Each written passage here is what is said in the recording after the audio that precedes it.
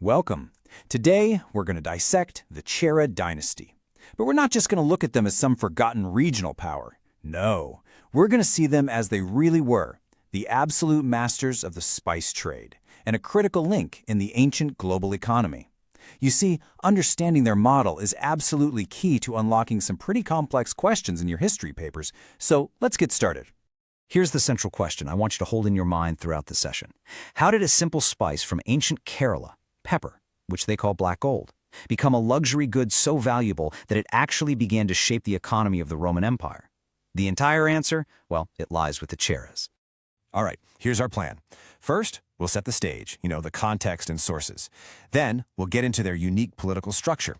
After that, we're diving deep into their economic powerhouse, global trade. We'll also cover their society and culture, and then we'll wrap it all up with a sharp focus on exactly how you can use this for the UPSC exam. Okay, let's kick things off with our introduction. Now, for any topic in ancient history, and this is especially true for the civil services exam, the foundation is always the sources. We have to ask, what's the evidence we're working with, and what story is it telling us? Take a look at this. We have three different kinds of evidence. Historians call this triangulation, and it's incredibly powerful. You've got the Tamil Sangam texts, like Pathitrupathu, giving us the inside story. Then you have foreign accounts, like the Periplus, which gives us an outside commercial viewpoint. And then the knockout punch, archaeology, Roman coins dug up in Kerala. This is the physical proof. This kind of source analysis is classic territory for prelims questions. So now that we have our foundation, let's build on it in Section 2, the Chera political structure. And right away, I want to give you a key analytical term. This is the kind of phrase that takes your discussion from basic to a mains level analysis. That term is segmentary state. So, what on earth is a segmentary state? Well, think of it this way. The king at the center has huge ritual importance. He's the symbolic head. But the actual day-to-day power, that's decentralized. It's shared with local chieftains, the veilers. Now, for your mains answer, using a specific term like this instead of just saying it was decentralized shows a much deeper understanding. This comparison here is crucial. To really get the Chera model, you have to contrast it with something you already know well, the Mauryan Empire. On one side, you've got the Mauryans' massive, centralized bureaucracy. On the other, the Cheras, who are far more decentralized and regional. In your GS1 mains paper, this is exactly the kind of comparative point that will get you very high marks. All right, let's talk about a few of the key rulers. I know these names can be a bit of a mouthful, so we'll go through them slowly. You have Uthyan Cherlathan, one of the earliest ones. Then there's Nedum Cherlathan, famous for his military skill. But the one name you absolutely have to remember is Senguttuvan Chera. He is the most famous, forever tied to the epic Silappatikaram and seen as the peak of Chera power. Okay, Section 3, the economy. Now, I need you to really focus here. This is, without a doubt, the most critical part of understanding the Chera's place in world history, and it's a favorite topic for UPSC. Their real power wasn't in their armies, it was in their ports. Just think about that quote for a second. Roman writers, citizens of the most powerful empire in the world, were openly complaining that their gold was draining away to India. That one sentence tells you everything about the balance of trade. It was overwhelmingly in India's favor. The key takeaway for you is this. For the Cheras, this wasn't just trade, it was economic dominance. So how did it actually work? Let's trace the journey of this black gold. Step 1. It was grown in the Western Ghats, territory that Cheras controlled. Step 2. It was funneled to the massive port of Muziris. Step 3. From there, it was shipped across the sea to the Red Sea ports. And finally, it reached the Roman Empire.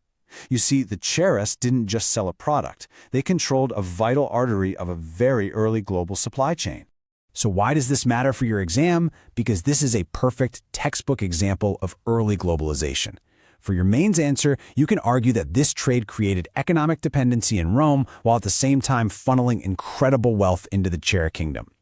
It's more than just ancient trade, it's a brilliant case study in global economics.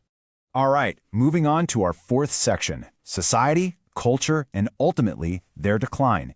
You know, a lot of what we understand about everyday life back then comes directly from the amazing Sangam literature that the Chera kings themselves sponsored. So what was Chera society like? Well, it was a really dynamic mix. You had the warrior class, who were celebrated in poems, and the trader class, who brought in all the wealth. Religiously, it was diverse, with early forms of Shaivism and Vaishnavism existing right alongside older traditions of hero worship. But their greatest legacy?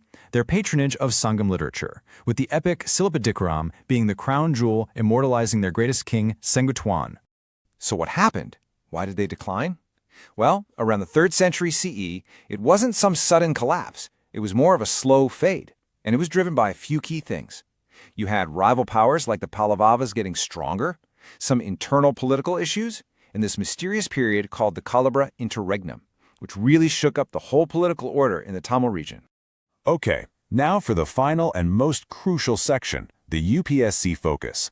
Let's take all this information we've gathered and figure out how to turn it directly into marks. This is all about revision and application. To pull everything together, I'm going to give you 5 high-yield revision points. These are the non-negotiables you need to remember. Let's run through them. 1. Their polity was a decentralized segmentary state. 2. Their economy was all about the pepper trade with Rome through the port of Muziris. 3. We know about them from Sangam literature and foreign accounts. 4. The key king to remember is Senguttuvan. And 5. They are a perfect example of early globalization. Pause here if you need to and really lock these in. Okay, let's put this knowledge to the test. Prelim style. First question. The ancient port of Muziris, a major hub of Indo-Roman trade, was located in the kingdom of which dynasty? The answer, of course, is the Chera dynasty. Question number 2. The concept of a segmentary state is often used by historians to describe the political structure of which of the following? The answer is the Cheras, and you could also say other early South Indian kingdoms.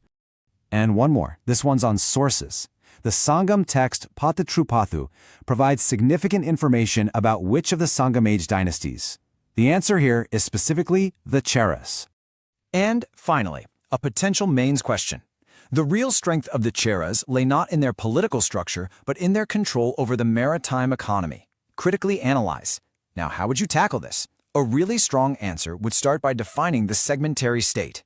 Then, you'd contrast that political weakness with their incredible economic strength, using evidence like Roman coins and Sangam texts to prove your point.